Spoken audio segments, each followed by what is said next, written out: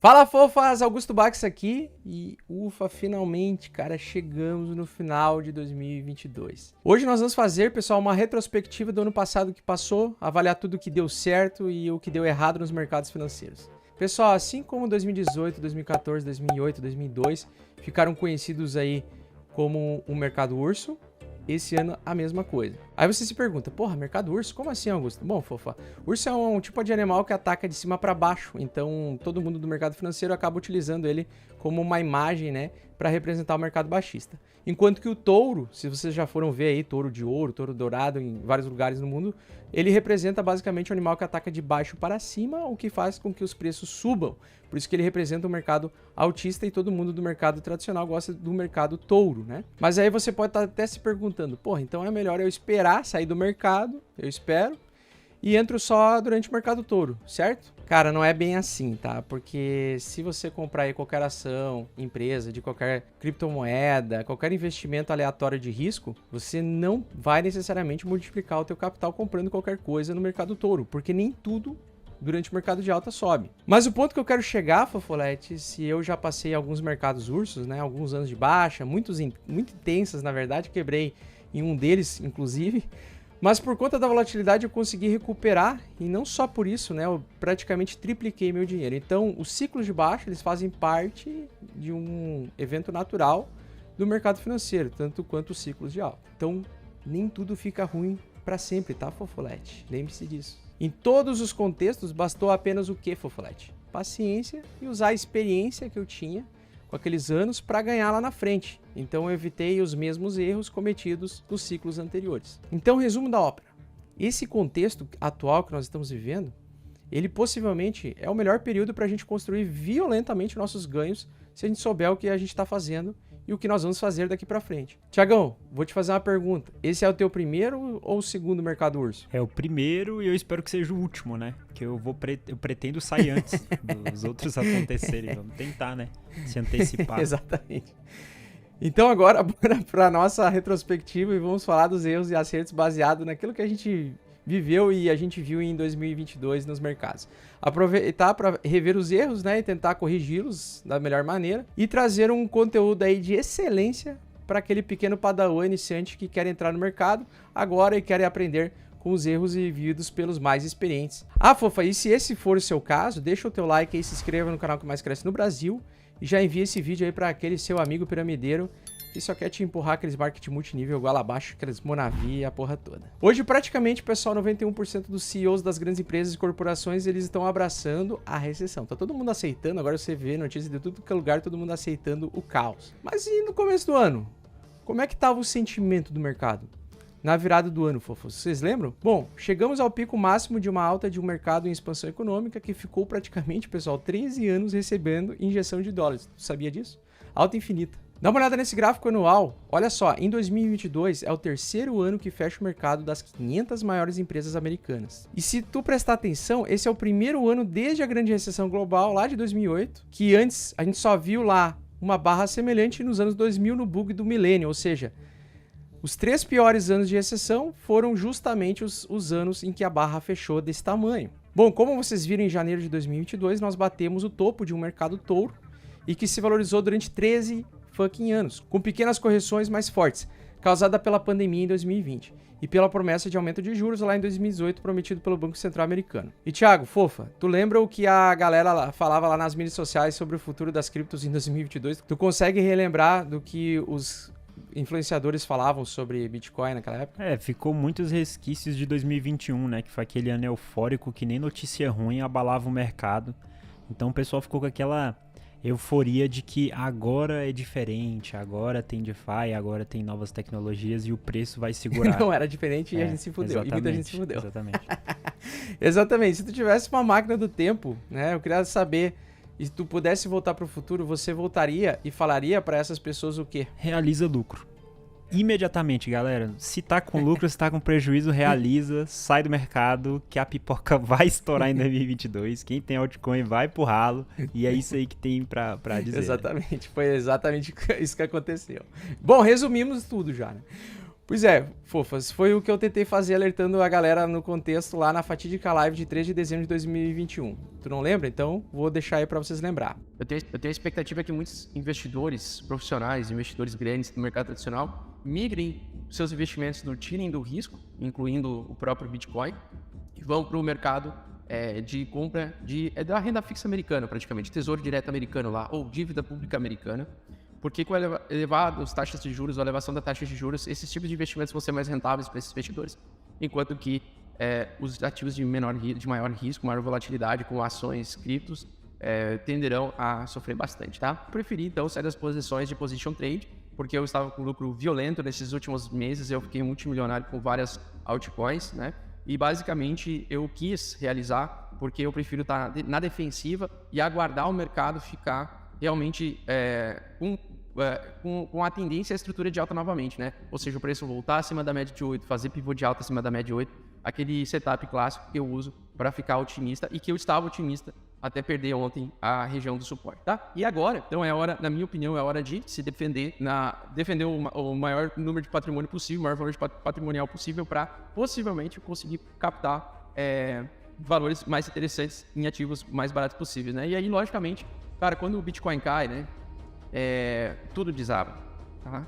Quando o Bitcoin cai, tudo desaba. O Bitcoin cai 16%, Solana cai 19%, Cardano cai 19%. Cardano, inclusive, já estava em tendência de baixo um pouco antes, né? Cara, Polkadot perdeu 23%, né? Avalanche, 20% de baixo. E aí o pessoal pensa, não, mas 20%, agora vai acabar a queda. Meu amigo, quando eu vivi 2018, a gente via os ativos caírem 5% todo dia, né? Se desvalorizando 5% todos os dias. Voltava a subir, se recuperava 100% em poucos dias, depois voltava a cair mais 50%, mais 50%, dos 50%, dos 50%, dos 50%. E agora, né, evite exposição em altcoins, tá? As altcoins, se a gente entrar em bear market de verdade, as altcoins elas vão derreter muito, muito mesmo, né?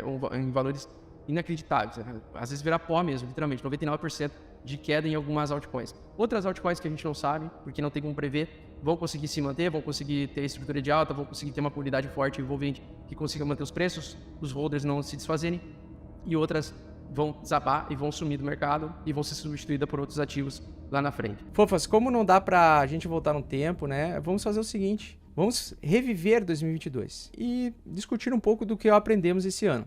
Fevereiro, o que aconteceu? Vocês lembram? Pessoal, lá, criptos, em fevereiro de 2022, criptos, tokens, NFTs, moedas do metaverso, entre outros ativos, eles continuaram subindo e se valorizando temporariamente até o final de fevereiro.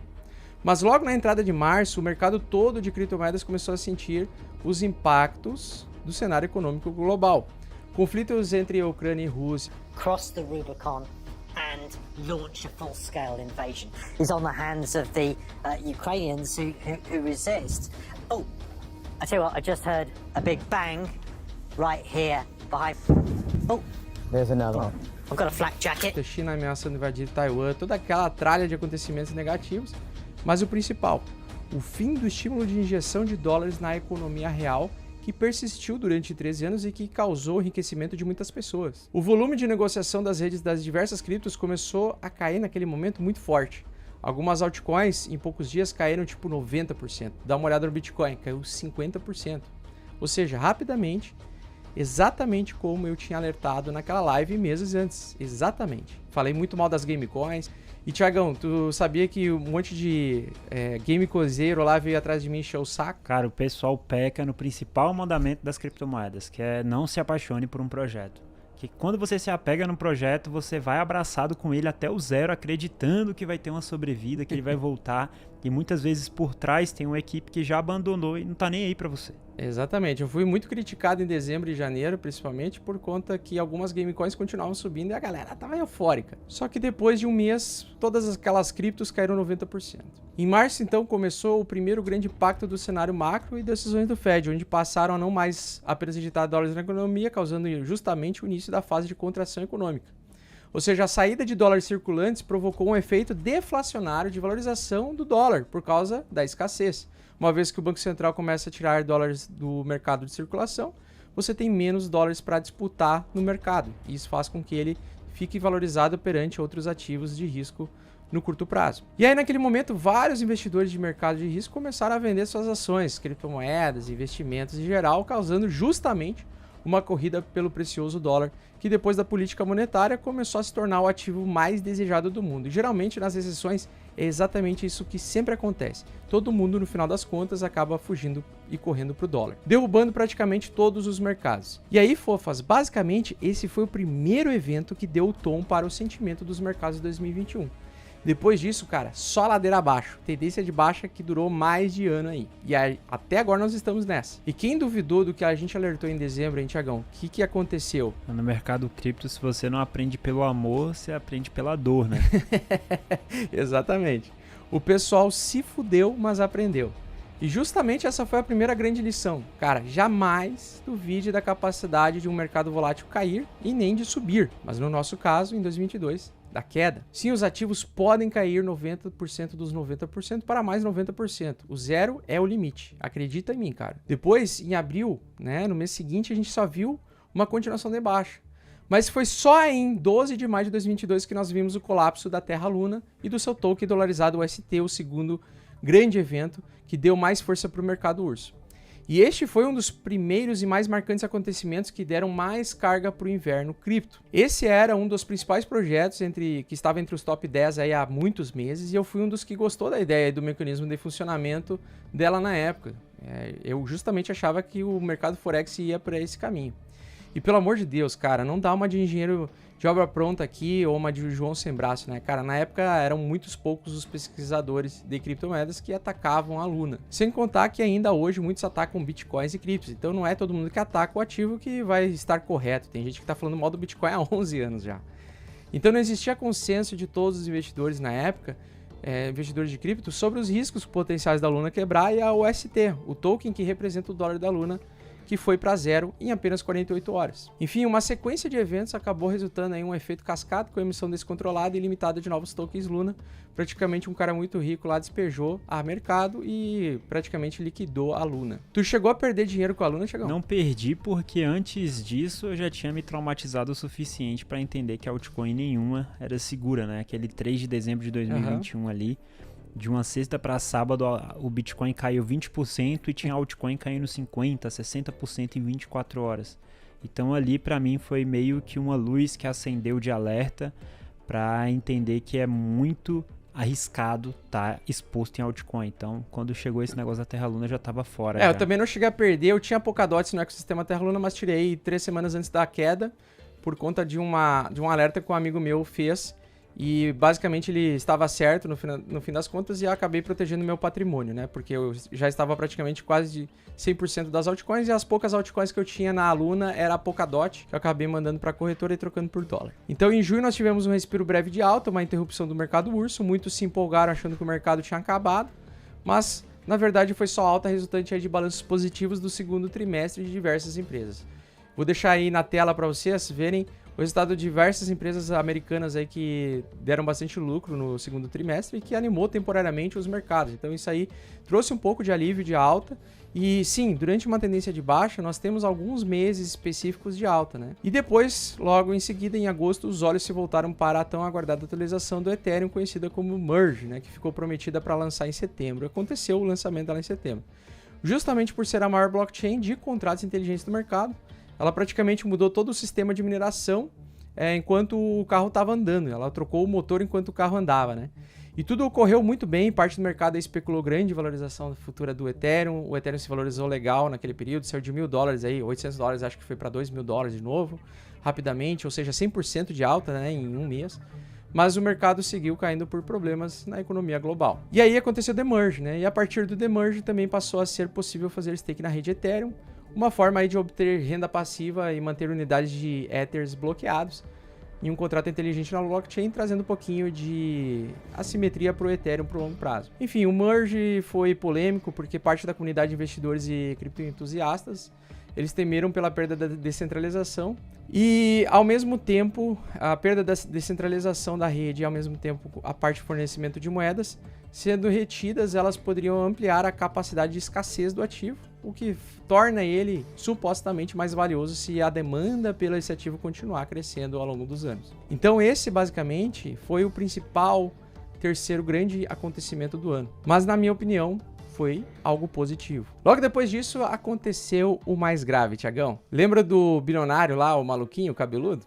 Então, o bilionário, dono da FTX, criador da FTX, daquele outro fundo de investimentos lá, Alameda Research, eu acho, né? Eles quebraram as duas empresas. No auge dos seus 30 anos de idade, fez possivelmente o maior esquema fraudulento do sistema cripto.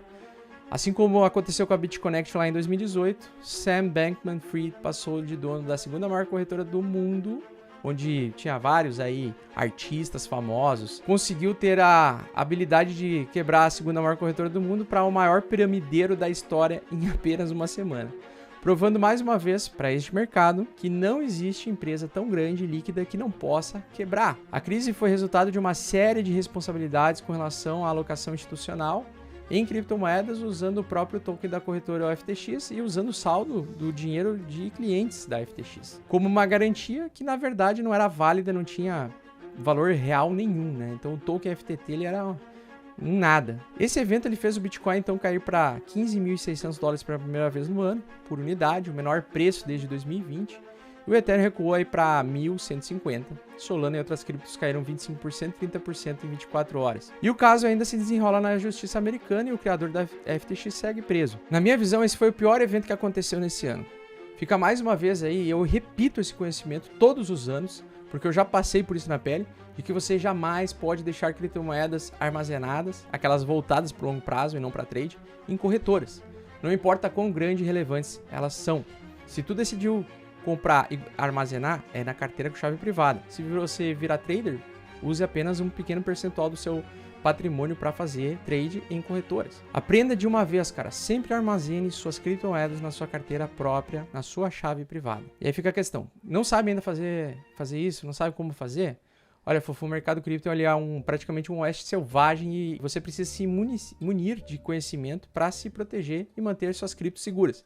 Por isso eu vou deixar aqui embaixo na descrição do vídeo um link e nele você encontra aí a saída para todas as suas dúvidas. Dá uma conferida lá, aproveita para usar também o cupom que eu vou deixar entre parênteses ali ao lado do link, beleza? O quarto evento, pessoal, que movimentou as redes foi a aprovação do marco legal no Brasil. Isso aí, cara, foi muito engraçado, praticamente a piada do ano.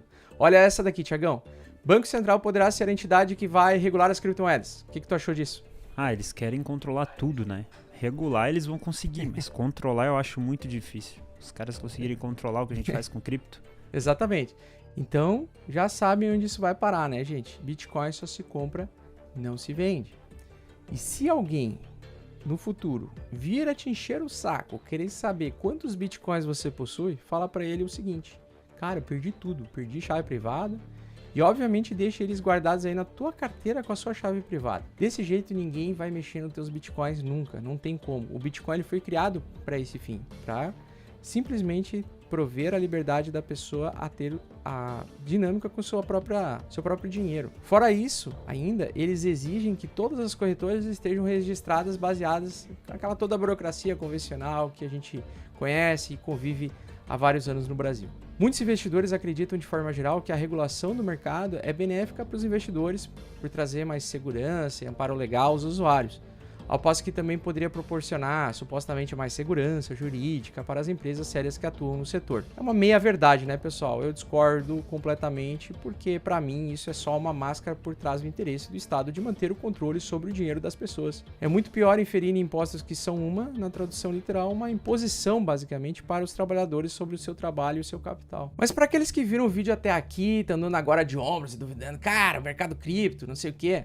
Cara, o mercado cripto, o meu ovo, ele nasceu com a ideia da descentralização e anonimato e liberdade individual com o seu dinheiro. E ele funciona muito bem até hoje sem você precisar de um Estado comandado por um bando de pessoas que não tem conhecimento básico nenhum de economia. O Estado não deveria nem deve ser teu sócio. Para mim é um absurdo que a gente tem que passar trabalhando um quarto do ano muitas vezes, ou até metade do ano, dependendo do país que você vive, para colaborar com um sócio completamente inútil e ineficiente, principalmente quando a gente fala de Brasil. Então, fofas, estes foram os principais acontecimentos desse ano. E o que a gente aprendeu com tudo isso? Cara, a gente sempre aprende, né? Ou a gente perde dinheiro ou a gente aprende lições, né? ou os dois. Bom, conclusões e aprendizados, fofoletes. Jamais deixe criptomoedas em corretoras por maior que a mesma seja. Lembre-se aí do que aconteceu com a FTX. Jamais duvide da capacidade de uma criptomoeda também ter um sistema econômico insustentável, como a Terra Luna. Jamais duvide da capacidade do mercado cair. Aproveite os ciclos econômicos. O fim do mercado contracionista e a volta de um mercado expansionista, ela te proporciona grandes oportunidades de ganho. Se exponha aos poucos, jamais utilizando aí 100% do seu capital de uma vez. Não tente adivinhar a fundo, cara.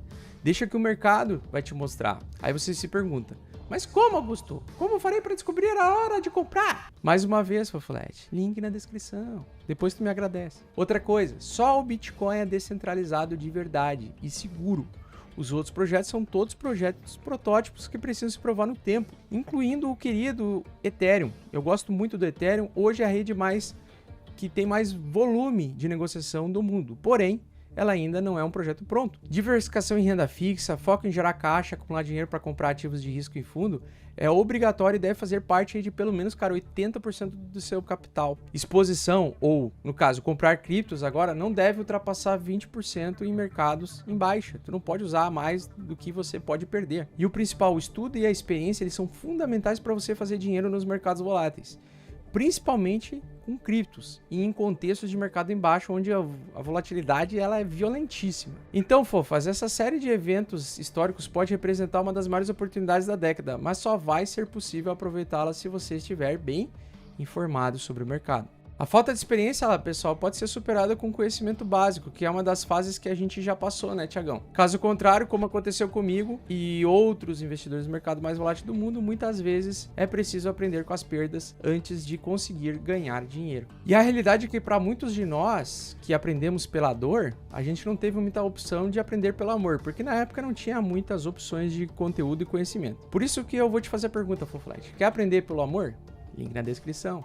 Usa o cupom. Certo, fofas? Deixo aqui meu profundo desejo de que o teu 2023 seja o melhor ano da sua vida. Conquiste todas as tuas metas e sonhos. Conte comigo para sobreviver nesse mercado selvagem. E coloque aí nos comentários. Aproveite aí para deixar tuas principais dúvidas, que eu acabo lendo todos os comentários, beleza? Deixa o seu like, compartilha com teus amigos e estamos juntos sempre.